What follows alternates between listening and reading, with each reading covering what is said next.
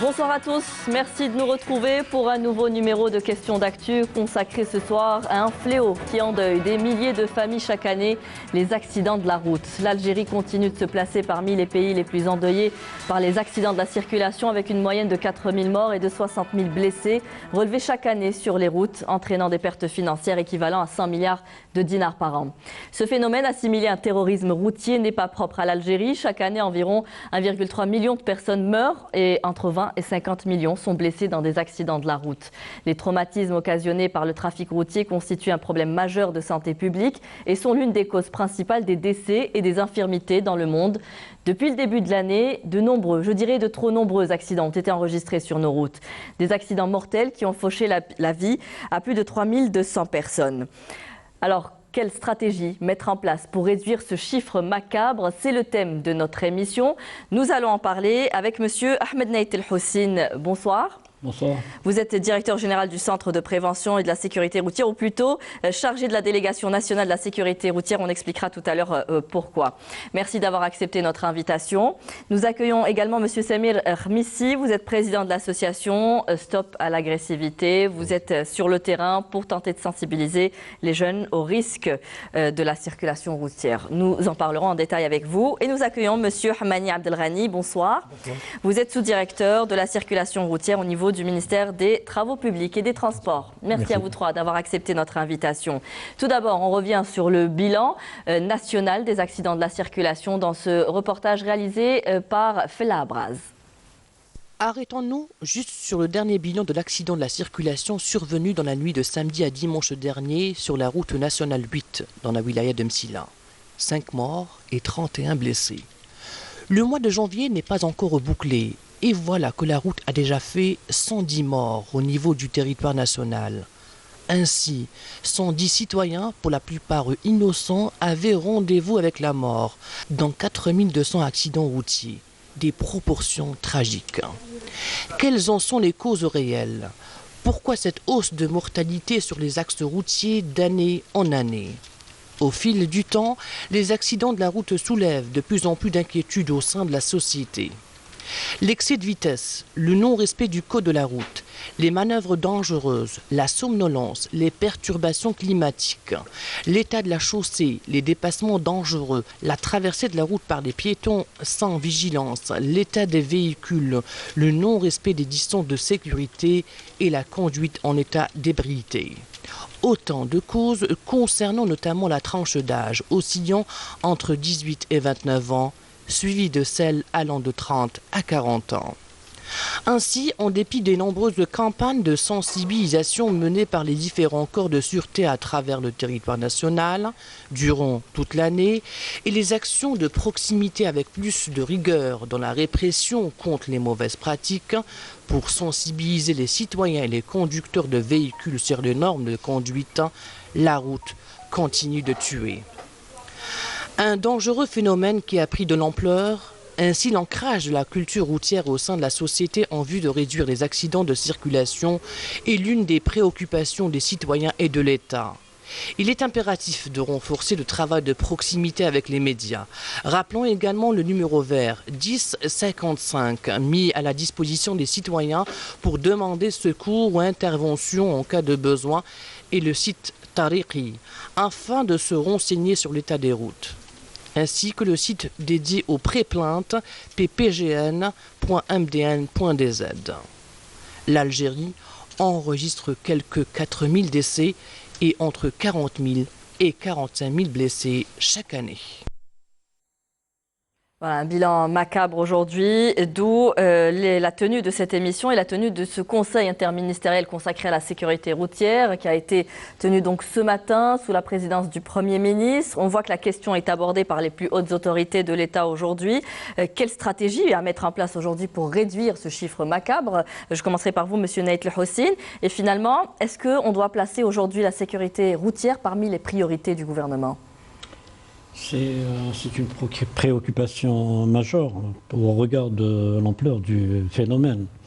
Mais c'est-à-dire il faut un petit peu relativiser. C'est vrai que l'hécatombe s'est traduite cette année par 3275 décès sur les routes algériennes, mais il faut préciser que ce bilan est en régression comparativement avec l'année écoulée, et également si on revient un petit peu en arrière à l'année 2015, par exemple, nous avions enregistré 4610 morts. Je crois que c'était l'année la plus mortelle sur nos routes, 2015. C'était l'année la plus mortelle. Et il y a une baisse constante des indicateurs de l'insécurité routière au cours de ces dernières années. C'est qu'il y a eu des efforts qui ont été déployés par les pouvoirs publics. Il y a eu des mesures qui ont été prises, notamment le contrôle technique automobile, le port de la ceinture obligatoire aussi. Voilà, c'est-à-dire sur le plan de la coercition, il y a eu des amendements successifs de la loi, il y a la modernisation des moyens de contrôle des services de sécurité,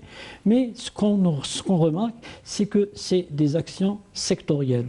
C'est que chaque acteur intervient sur des facteurs de l'accidentalité. On n'a jamais fait de la route un sujet global. Oui. C'est la raison pour laquelle la première proposition qui a été émise par le ministère de l'Intérieur des collectivités locales lors de la révision de la loi sur la circulation routière en 2017, c'était de revoir totalement l'architecture institutionnelle de la sécurité routière. Alors on en est là aujourd'hui, je vous l'annonçais tout à l'heure, en tant que chargé de la délégation nationale de la sécurité routière. On annonce aujourd'hui la création de cette délégation qui devrait revoir tout le mode de gestion de ce phénomène aujourd'hui. Elle n'a pas encore été installée. La délégation n'est qu'un outil dans cette nouvelle architecture. Des mesures, c'est-à-dire dans la nouvelle organisation. Il y a d'abord le Conseil de concertation intersectorielle qui est placé auprès de Monsieur le Premier ministre et qui a pour mission de définir la stratégie et la politique nationale de sécurité routière qui regroupe l'ensemble des ministres et des chefs, des responsables d'institutions concernées par la sécurité routière, dont le texte a été publié au mois de décembre 2019, tout récemment. Ce Conseil aura pour mission de définir la stratégie, d'adopter les plans d'action de sécurité routière, de les valider. Ces plans seront proposés, bien évidemment, par la délégation nationale à la sécurité routière. Vous parlez au futur, M. Naït El-Hossi. Non, je ne parle pas. Tout est à faire, que le plan d'action n'a pas encore été mis en place. Je ne parle pas de futur, je parle de la réalité. C'est des textes qui ont été adoptés tout récemment. On est dans la phase de mise en place. Très bien. On n'est pas dans les projections. Ce qui va exister dans le paysage institutionnel de la sécurité routière, c'est une réalité. On va fonctionner de la sorte. Parce que lorsque je parle de la délégation nationale à la sécurité routière, le Centre national de prévention et de sécurité routière et le Centre national des permis de conduire, leurs décrets ont été abrogés. Ils n'existent plus légalement. C'est la délégation qui prend actuellement le relais. D'accord. Quelle sera sa mission exactement, M. Naït El-Hossi ? Justement. C'est-à-dire qu'elle a déjà mutualisé les missions du Centre national de prévention de sécurité routière pour les aspects liés à la sensibilisation, la communication, la collecte des données liées à l'accidentalité. Elle a pris également en charge les missions liées à la formation et les examens qui appartenaient précédemment au Centre national des permis de conduire. On lui a adjoint également des missions de contrôle et de surveillance des usagers puisqu'elle est habilitée, c'est-à-dire dans le cadre de ses prérogatives, de gérer le fichier national des permis de conduire et le fichier national des cartes d'immatriculation. On a voulu conférer à cette structure un rôle leader dans le domaine de la sécurité routière parce qu'il y a eu de la dilution de responsabilité vis-à-vis de ce dossier. Aujourd'hui, nous nous trouvons devant un responsable du dossier sécurité routière qui est la délégation nationale à la sécurité routière. Vous serez en charge de coordonner en fait avec tous les secteurs et de collecter aussi les données à votre niveau, au niveau de la délégation Justement, nationale même de la sécurité routière. Le fonctionnement de cette délégation également est transversal puisqu'on a institué auprès de cette délégation un comité intersectoriel qui regroupe les spécialistes, les techniciens relevant des différents secteurs intéressés. Alors justement, on a le ministère des Travaux publics et des Transports qui a un grand rôle à jouer aussi dans la prévention et dans la sécurité routière. Vous travaillez peut-être pas ensemble, il n'y a pas cette intersectorialité qui sera peut-être réalisée par le futur à travers cette délégation. Aujourd'hui, il est nécessaire de travailler tous ensemble pour un plan d'action efficace. Oui, je pense que c'est maintenant qu'on a décidé de travailler ensemble. Déjà auparavant, je pense en 2013, il y avait des assises de transport. Il y avait même une commission nationale qui a été créée par le ministère des Transports en 2015. On a établi un rapport avec des recommandations. On les a transmis au département ministériel. Mais comme a dit M. Il n'y avait pas la structure qui reliait tout le monde. Il n'y a pas une structure qui fait de la concertation. C'est pour ça qu'on a adhéré à la position du ministère de l'Intérieur. Donc on a amendé la loi Zurine 14 en 2017 pour la création du Conseil avec une délégation. Mais il faut gérer la phase transitoire parce que pour transférer les missions de la prévention et la formation des candidats au permis de conduire vers la délégation, il faut passer progressivement. Oui. Alors, Monsieur Khmessi, vous êtes engagé, vous sensibilisez les jeunes sur les risques qu'il y a à conduire, sur les bonnes manières à conduire, parce qu'il faut aussi connaître son véhicule, sa moto. Cette année, vous avez ciblé les motos, on va en reparler tout à l'heure. Vous avez été touché de près, c'est ce qui explique votre engagement aujourd'hui. Votre maman avait été touchée par un chauffard. Aujourd'hui, à votre avis, pourquoi est-ce qu'il y a autant d'accidents en Algérie?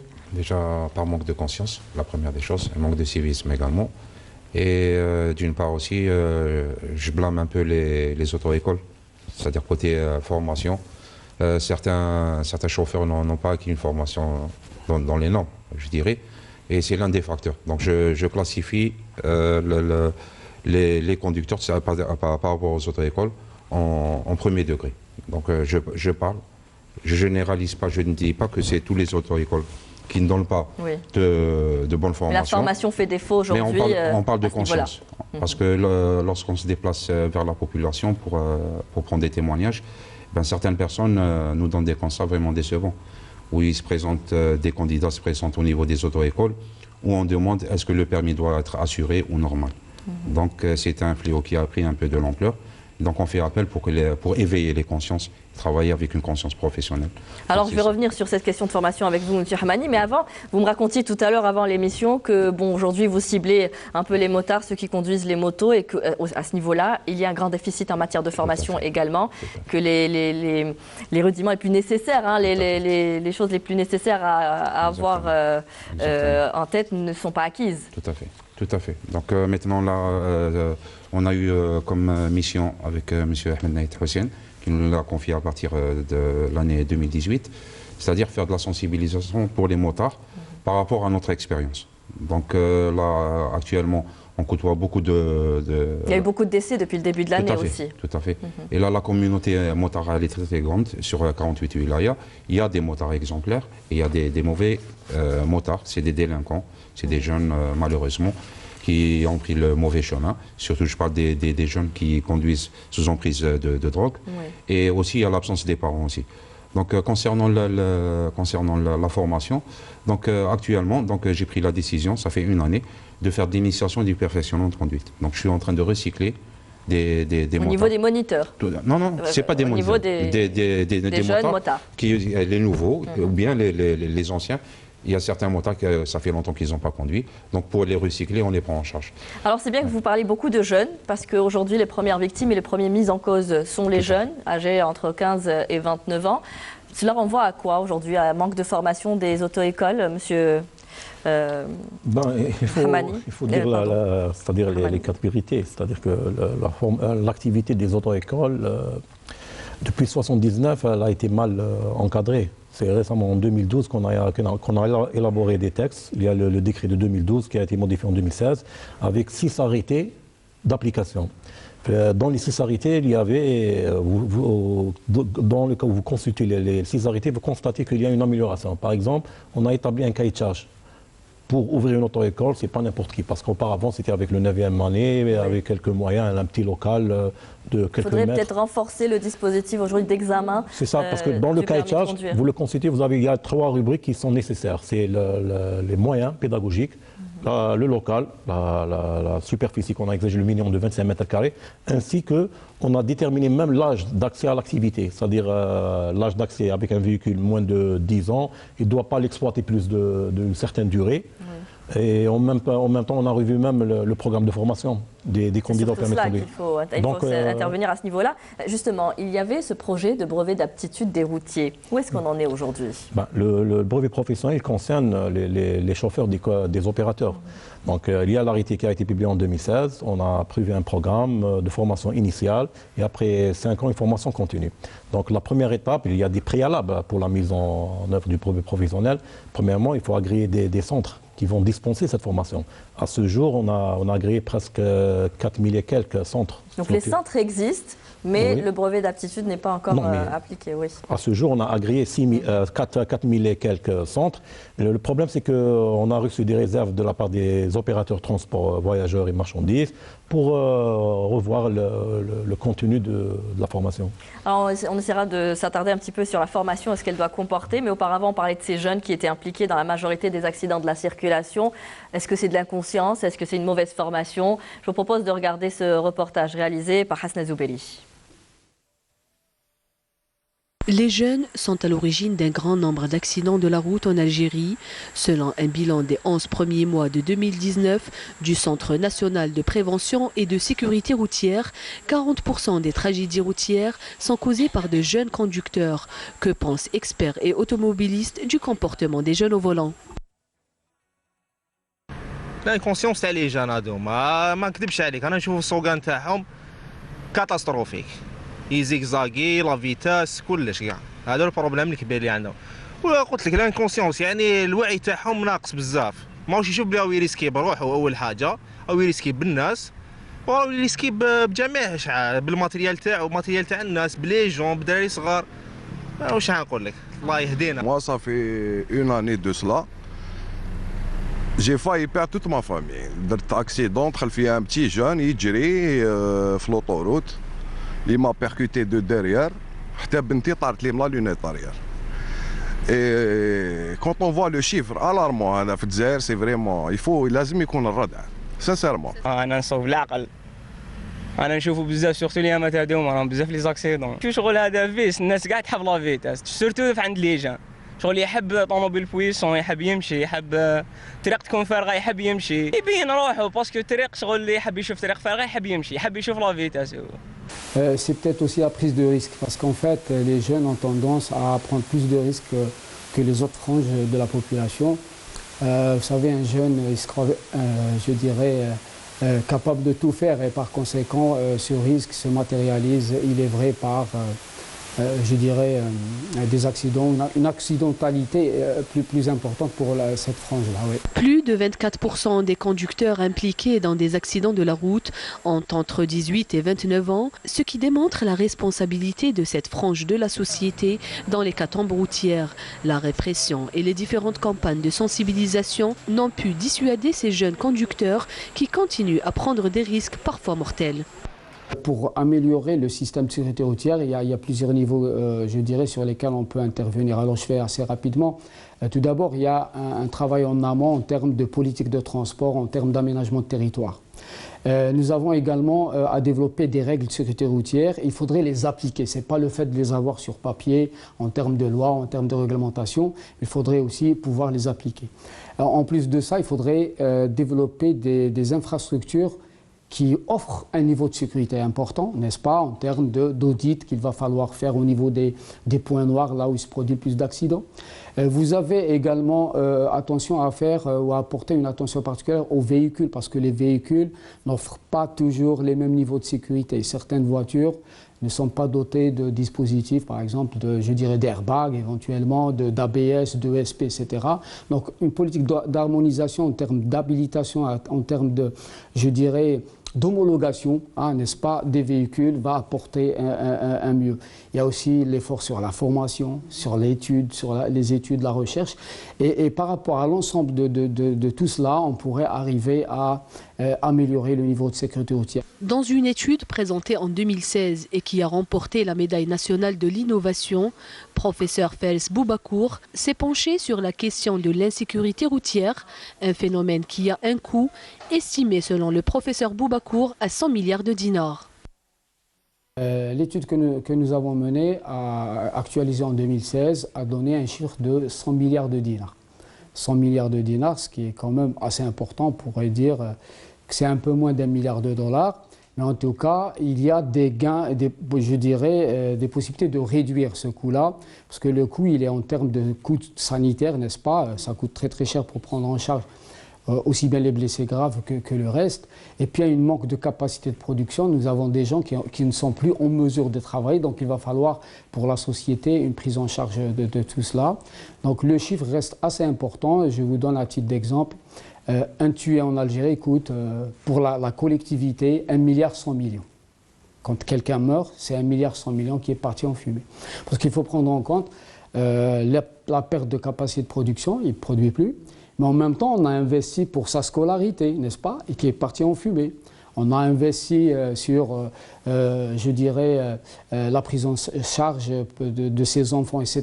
C'est la collectivité qui va prendre en charge quand la personne disparaît. Les dernières statistiques démontrent que 95% des accidents de la circulation sont causés par le facteur humain. Différentes causes sont à l'origine d'un bilan qui fait annuellement plus de 3000 morts. Inconscience, non-respect du code de la route, mais également le niveau de formation des futurs conducteurs. Des comportements qui devront changer. Seul remède, selon les experts, serait l'application du permis à points. Alors comment changer ce comportement justement? On l'a dit, l'élément humain demeure la principale cause des accidents de la circulation. Monsieur Naït Hussein, vous avez toujours appelé au développement du système d'examen pour l'obtention du permis de conduire. Est-ce qu'aujourd'hui il est trop facilement accessible? Je pense, au regard des données statistiques, qui font ressortir que 20% des conducteurs impliqués dans des accidents de la circulation sont titulaires d'un permis probatoire. Ça dénote d'un faible apprentissage à la conduite.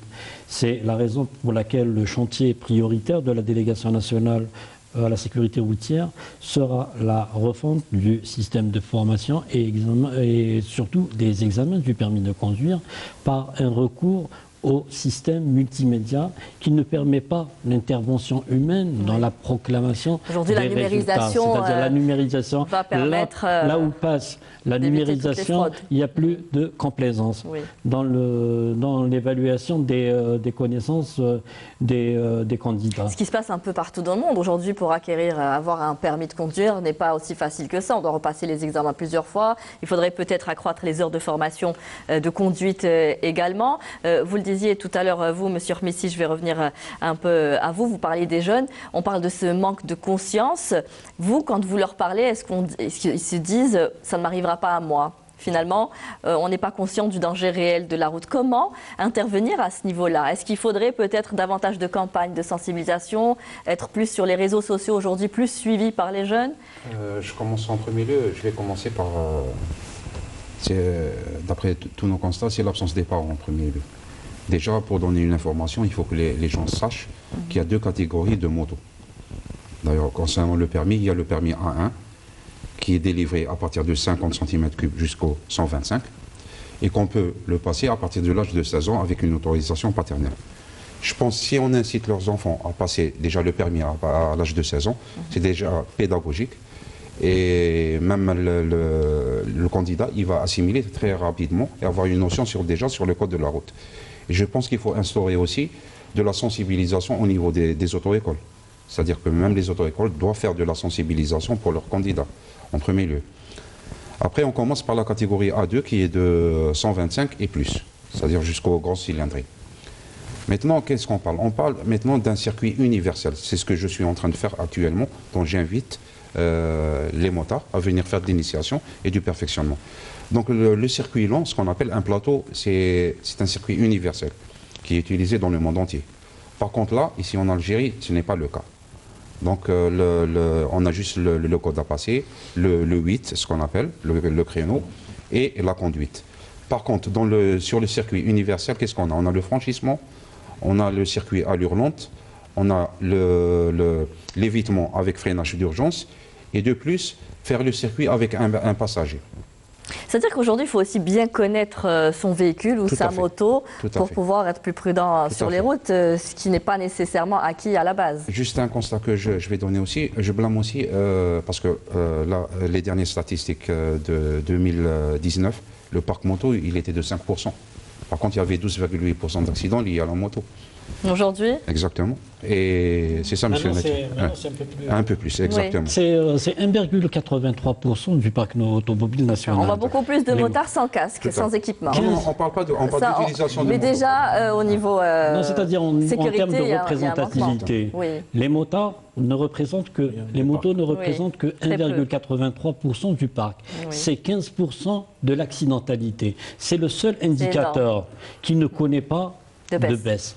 Dans les bilans, il y a toujours une hausse de l'implication des motocyclistes dans les accidents de la circulation. C'est la raison pour laquelle nous avons initié une campagne de sensibilisation en direction des motards et nous comptons énormément sur le rôle des associations, parce qu'il faut savoir qu'il y a des associations de motards très bien structurées en Algérie, sur lesquelles nous appuyons pour faire passer le message de sensibilisation. Vous les sollicitez pour plus parce de sensibilisation. Que la sensibilisation par les pairs, ce n'est pas, c'est-à-dire en tant qu'institutionnel, le message ne passera pas forcément. Voilà. Alors, est-ce qu'il ne faudrait pas aussi des tracés, des routes spécifiques aux motards Pour le moment, on ne parle pas d'infrastructure. Pour le moment, on parle de formation, c'est une base pour le moment. Il faut que les gens sachent qu'une moto, c'est le véhicule le plus dangereux. C'est-à-dire qu'on n'est vraiment pas à l'abri. Il y a des facteurs route qui peuvent provoquer des accidents. Je parle de nous, la communauté motard. Notre ennemi, c'est bien le smartphone. Je pense même pour les véhicules, pour les automobilistes, c'est pareil. La plupart des automobilistes ont causé des accidents par rapport à l'utilisation des portables pour les motards. C'est-à-dire que des fois, on est dans un angle mort où le motard il est soumis à un accident. Puis il y a une perte d'équilibre peut-être et tout. Et surtout, l'appel que je lance, c'est pour éveiller les consciences. Je parle des distributeurs, des points de vente de motos. D'accord. Pas plus loin que ce matin, j'étais chez une personne, un représentant d'une marque moto. Il n'a pas voulu vendre une moto à une personne qui avait 16 ans. Il avait demandé de ramener son père pour lui vendre ce scooter. Et là, actuellement, les scooters, ils ont des prix très attractifs. Ils sont à la portée de tous les jeunes. Ça, c'est une bonne réaction. Tout à fait. Oui. Tout à fait. Mais ce n'est pas le cas de tout le monde. Il faudrait que cela réponde à certaines lois. Alors, on parle beaucoup de l'inconscience de ces jeunes. Je vais vous proposer de regarder une petite image qui a fait le buzz un petit peu sur les réseaux sociaux pour voir un petit peu aussi l'implication de ces jeunes qui conduisent les poids lourds et qui ont des très nombreuses vies, qui emportent avec eux de très nombreuses vies par leur inconscience. Je vous propose de regarder cette vidéo. On revient après pour en débattre.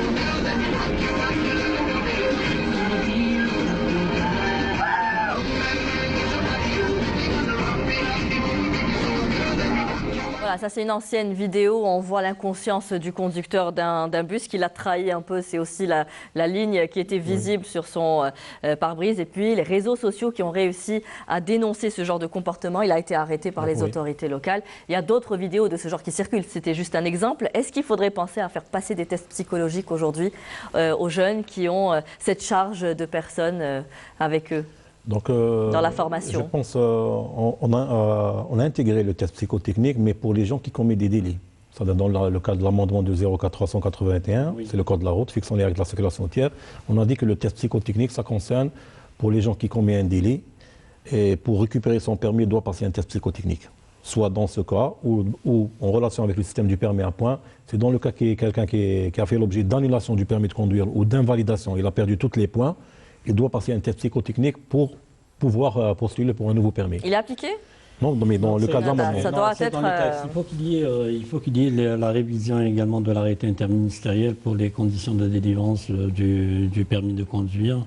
Il faut durcir, notamment pour les chauffeurs professionnels. Ce mois-ci, on a eu 3 accidents mortels de conducteurs de poids lourds. Il faut savoir que le permis de conduire n'est pas un document administratif. Ce n'est pas une carte d'identité, le permis de conduire. Ça atteste d'une capacité.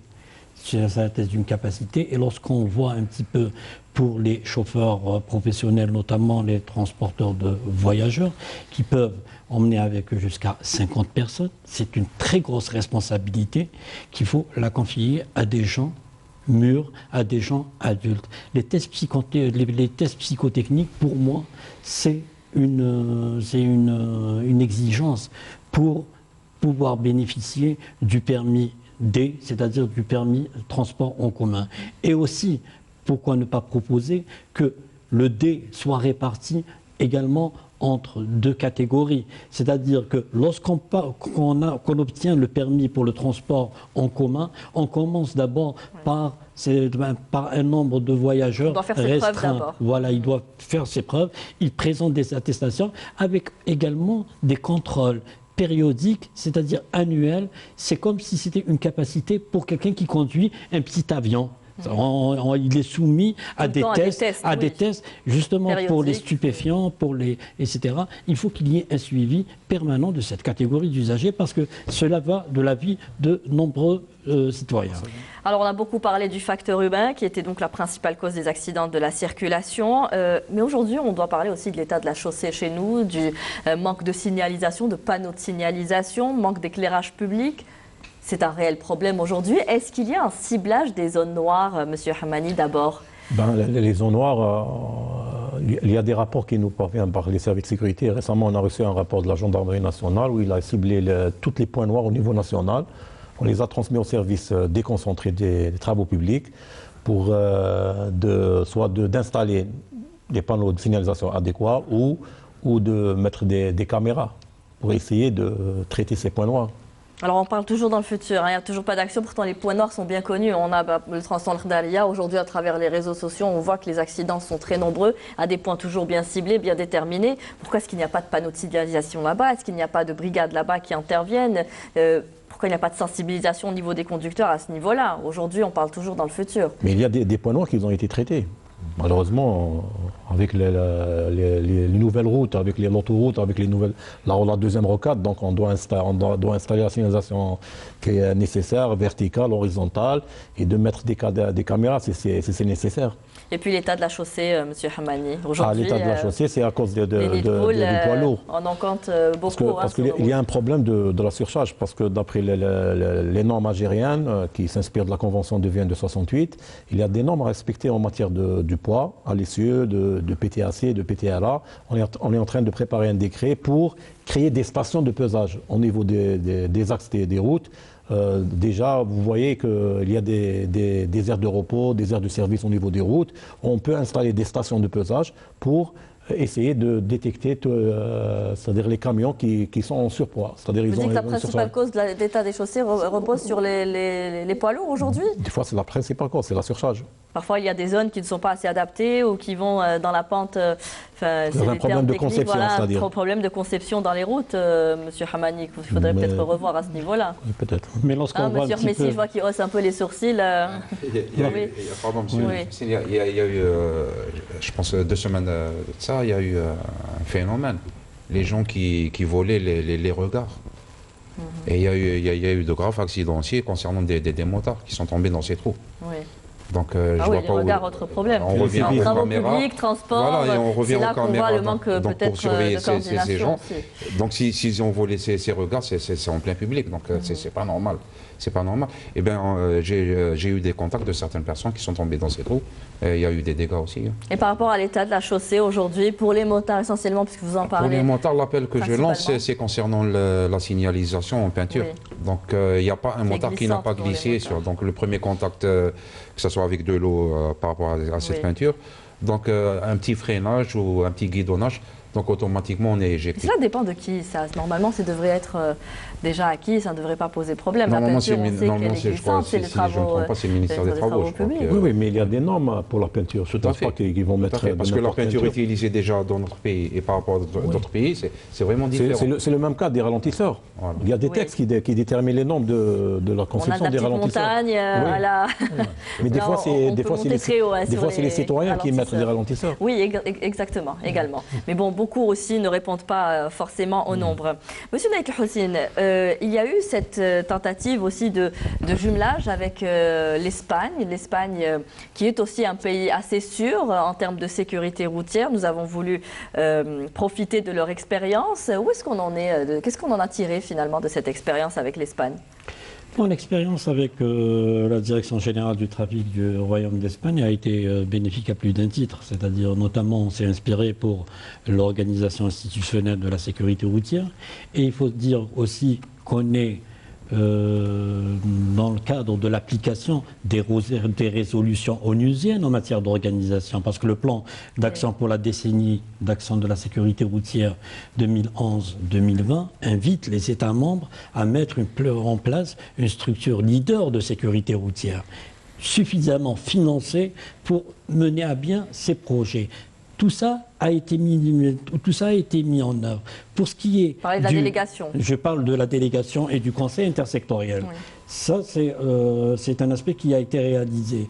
Il y a un autre aspect, c'est le financement de la politique nationale de sécurité routière. Il faut savoir que 25%, une quote-part de 25% du produit des amendes forfaitaires a été réservée à la délégation en vertu de la loi des finances de 2018.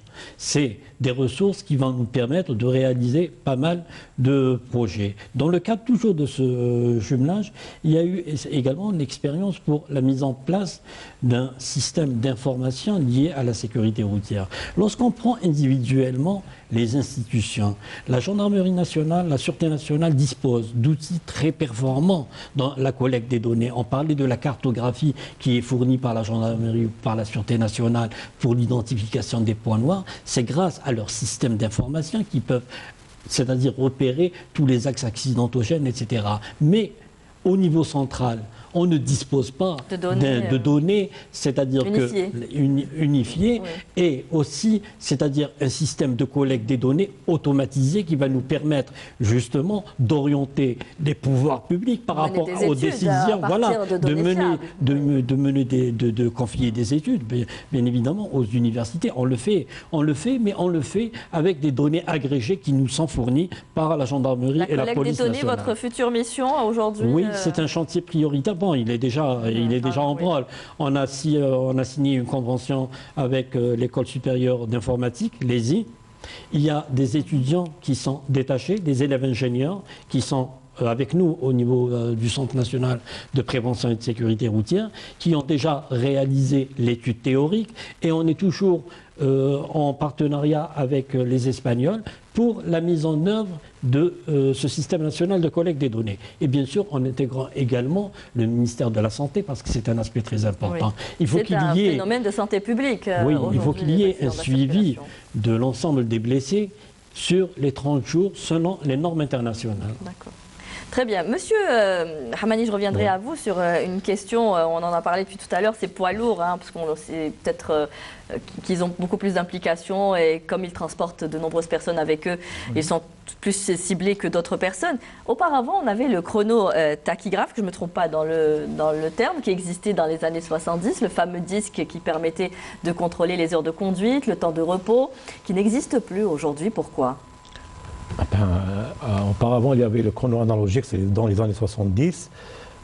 Il y avait une amélioration. La majorité des pays, ils ont adhéré pour le chrono numérique, où l'Algérie a entrepris des démarches avec les pays voisins comme la Tunisie et le Maroc pour essayer d'appliquer le chrono numérique. Depuis quand? Donc on a commencé depuis 2014. Mais à ce jour, on a arrivé à une conclusion. Vu le contexte actuel et le coût économique, on a décidé d'essayer de fabriquer le chrono localement.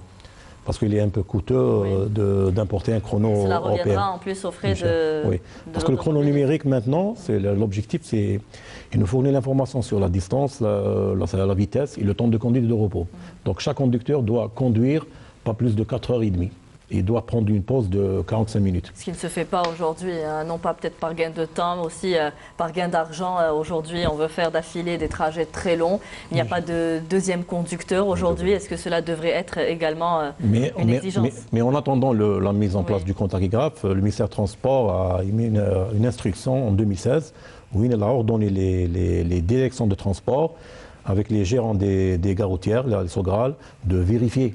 C'est-à-dire de vérifier est-ce que le conducteur, s'il dépasse 9 heures de conduite, il doit avoir le double équipage, c'est-à-dire un deuxième conducteur.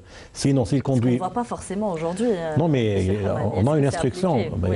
Les instructions, je pense qu'en termes de loi et d'instruction, nous avons un arsenal juridique assez étoffé. Mais après, c'est l'application. Oui, mais il y a un problème, comme a dit M. Nectarci, c'est que pour avoir une politique, il faut avoir les moyens de sa politique. On essaie avec les moyens qu'on dispose pour vérifier. Parce qu'il faut voir le contrôle, il faut avoir les inspecteurs.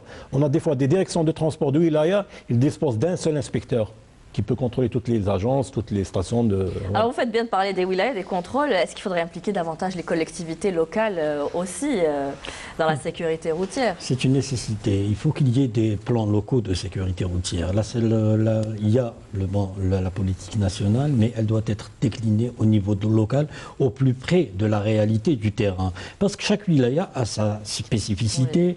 Elle a des créneaux horaires qui enregistrent un flux important, notamment pour les transports de marchandises, etc.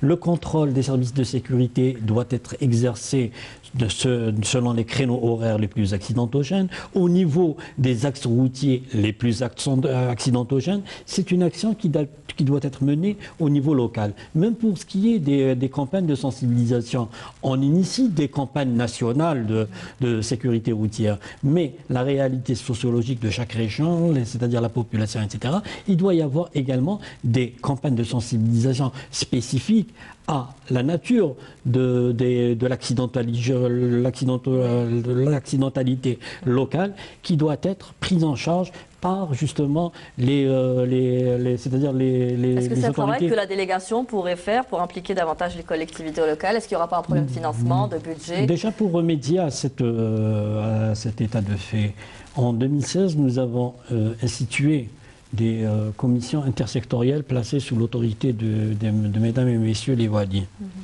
Mais là, avec le nouveau texte de la délégation nationale à la sécurité routière, on va aller carrément vers des délégations de wilaya, de la sécurité routière, pour justement mener à bien cette politique locale de sécurité routière. Très bien. Alors, on a instauré ce contrôle technique depuis déjà quelques années qui est obligatoire. Est-ce qu'il y a eu des études qui attestent réellement de leur efficacité? Est-ce que le contrôle technique se fait réellement dans les normes? Monsieur Khmissi, vous souriez. Qui voudrait répondre à cette question? Peut-être Monsieur Hamani? Oui. Donc, on a lancé le contrôle technique en 2003. Déjà, en première étape, on a commencé par il y avait 10 points à contrôler. On a commencé par 3 points les plus essentiels qui ont en relation avec la sécurité routière. Je pense que c'était la suspension, le freinage et la conduite, c'est-à-dire tout ce qui est en relation avec le véhicule.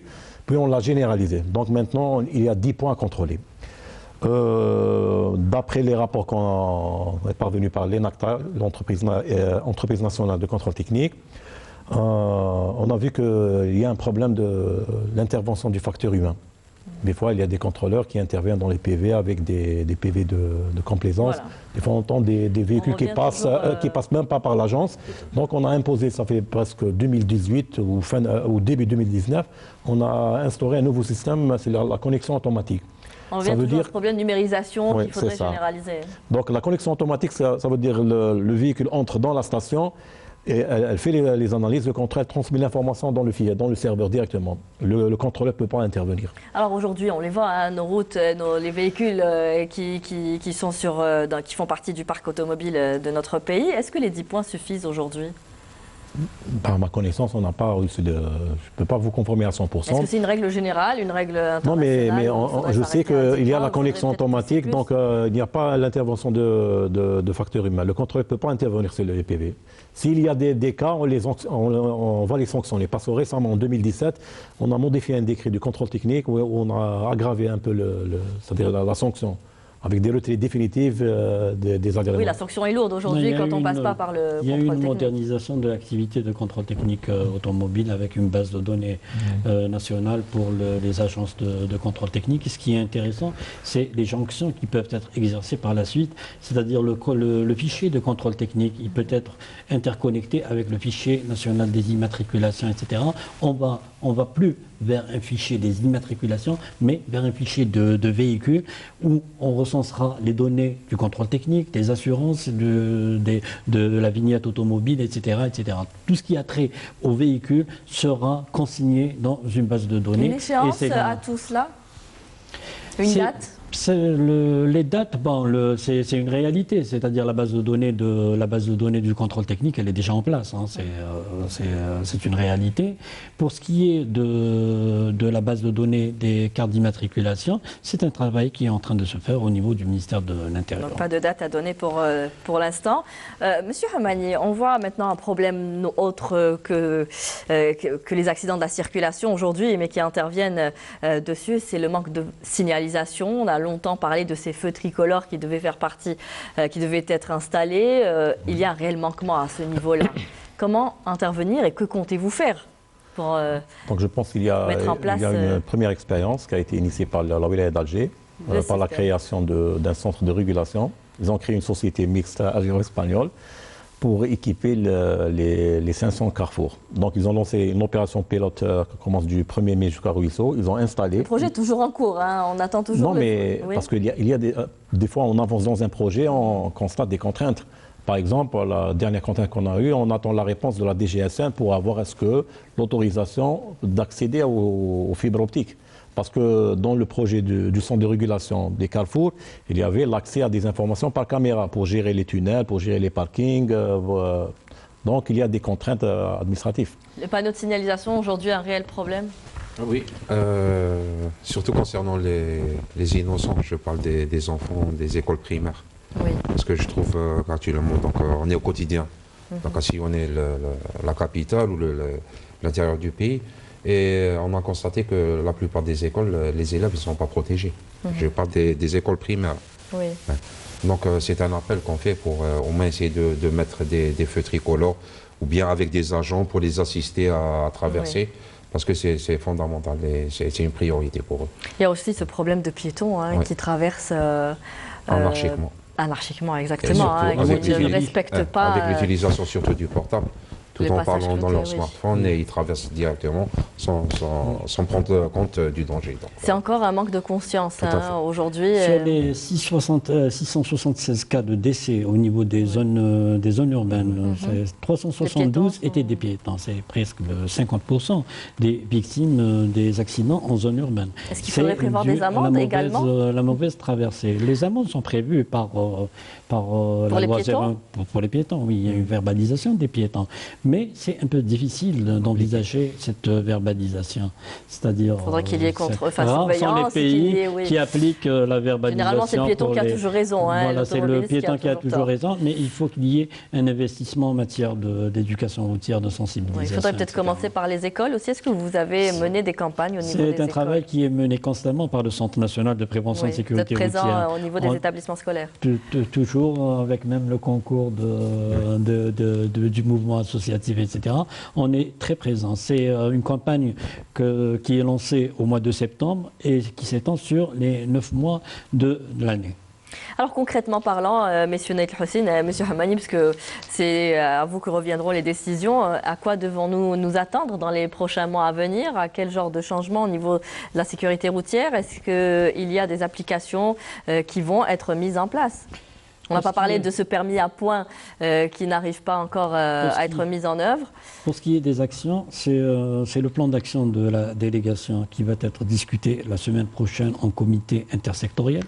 et qui va être enrichi par les propositions de l'ensemble des secteurs. On a milité pour qu'il y ait cette coordination, cette intersectorialité et cette transversalité. C'est les propositions de l'ensemble des secteurs qui vont être intégrées dans le plan d'action, qui sera soumis par la suite pour validation au Conseil intersectoriel placé auprès de M. le Premier ministre. Et on va commencer dans la mise en œuvre de manière collégiale et de manière coordonnée et harmonisée. Aujourd'hui, on mise sur cette coordination de tous les secteurs, de l'intersectorialité qu'il faudrait mettre en place. Monsieur Hamani, c'est oui, on est prêt pour contribuer au niveau de la délégation. Oui. Surtout concernant le comportement des conducteurs. Parce qu'il ne faut pas oublier que le ministère des Transports, en 2008, il a élaboré un nouveau programme de formation pour le permis de conduire. On a même élevé la durée de la formation parce que les gens oublient qu'auparavant, il y avait 12 heures de théorie et 15 heures de pratique. Maintenant, c'est 25 heures de théorie et 30 heures de pratique. On a même réalisé... Cela ne semble toujours pas suffisant. Oui, mais l'essentiel, on est à jour par rapport à d'autres pays européens. En même temps, on a réalisé des circuits d'examen. Il y a un problème d'assiette de terrain. Il y a des wilayas, on n'a pas d'assiette pour réaliser les circuits. Même le projet de multimédia, le ministère des Transports a initié un projet de multimédia pour que les candidats passent le code dans des salles informatisées. Oui. Alors, est-ce qu'il faudrait peut-être aller vers des campagnes de sensibilisation plus agressives ? Ou est-ce qu'il faudrait peut-être au contraire, parce que les campagnes de sensibilisation aujourd'hui dans le monde, je pense, sont passées par toutes les étapes. Elles sont passées par l'humour, par l'agressivité. Quelle serait la meilleure des manières pour toucher réellement le conscient des jeunes? Mais si vous voyez un petit peu les spots de sensibilisation du Centre national de prévention de sécurité routière, ils sont vraiment choquants pour marquer un petit peu les esprits. On a eu recours même au déploiement du véhicule accidenté sur la rocade, etc. Que j'empruntais, voilà. souvent. Et croyez-moi, ça a modifié un petit peu le comportement des usagers. Est-ce qu'au niveau des médias aussi, il faudrait être plus présent? Oui, on compte énormément sur les médias lourds et aussi sur la radio nationale, notamment, parce que c'est l'outil par excellence du conducteur. Il faut qu'il y ait un matraquage, il faut qu'il y ait une intensification des spots de sensibilisation. Et c'est un travail qu'on va mener en étroite collaboration avec le ministère de la Communication. Et vous travaillez aussi souvent avec M. Khmissi qui est présent sur les réseaux sociaux, les réseaux sociaux qui sont aujourd'hui incontournables pour les jeunes, qui sont très suivis, peut-être plus suivis que la télévision et la radio. Oui, tout à fait, on est très suivis. Donc, par rapport, et aussi, donc on a un grand nombre d'amis. Donc, parmi Infotrafic, il y a beaucoup de... Et donc, actuellement, on vient de créer une chaîne YouTube qu'on a appelée Montal Murphy. C'est-à-dire qu'on prend des témoignages, on filme des scènes, ce qui se passe. Et on invite tous les gens à nous inviter à prendre des témoignages et des vidéos aussi pour essayer d'adopter une idée ou prendre en considération ce qui se passe sur le terrain. Et vous travaillez avec Monsieur Naït El Hossein, avec ces pages qui sont très actives sur les réseaux sociaux et qui parlent de sécurité routière? C'est une collaboration permanente. On travaille de manière très étroite avec les associations, notamment pour les motards. Parce que c'est la sensibilisation par les pairs. C'est les motards qui parlent aux motards. Ça se passe comme ça. Dans le monde des motards, c'est très codé. Et aussi, on s'appuie sur les associations qui activent également sur les réseaux sociaux, à l'instar d'Infotrafic, etc. C'est un travail qu'on mène sur les réseaux sociaux. Un dernier mot peut-être, oui, M. Hamani. J'ai oublié un point, il ne faut pas oublier, il faut s'investir pour les générations futures. Parce que je pense qu'il y a l'éducation routière qu'on doit l'appliquer. Elle est prévue par la loi, le code de la route, que les établissements scolaires doivent dispenser des cours pour les générations futures. Oui. Donc, dernier mot, je pense que les vies de la sécurité routière se base sur la formation, l'éducation routière et sur le contrôle et la sanction. Si on ne renforce pas le contrôle et on ne sanctionne pas, on va avoir aucun intérêt. Je vais vous parler d'une expérience peut-être personnelle, c'est-à-dire qu'aujourd'hui, nos enfants, nous-mêmes, nous rappellent de respecter le code de la route. Attention, il y a un stop ici, ici il faut s'arrêter, il faut freiner. C'est eux qui sont porteurs de messages. En fait, c'est eux qui peuvent surveiller, contrôler aussi leurs parents. Merci à vous, messieurs, d'avoir répondu à toutes nos questions. Merci à vous tous de nous avoir suivis. Donc, freinez sur le champignon un petit peu, levez le pied sur l'accélérateur et soyez prudents en route. C'est le conseil qu'on essaiera de vous donner ce soir. Prenez conscience que votre vie n'a pas de prix. Très bonne fin de soirée sur Canal Algérie. Je vous retrouve très bientôt pour un nouveau numéro. Au revoir.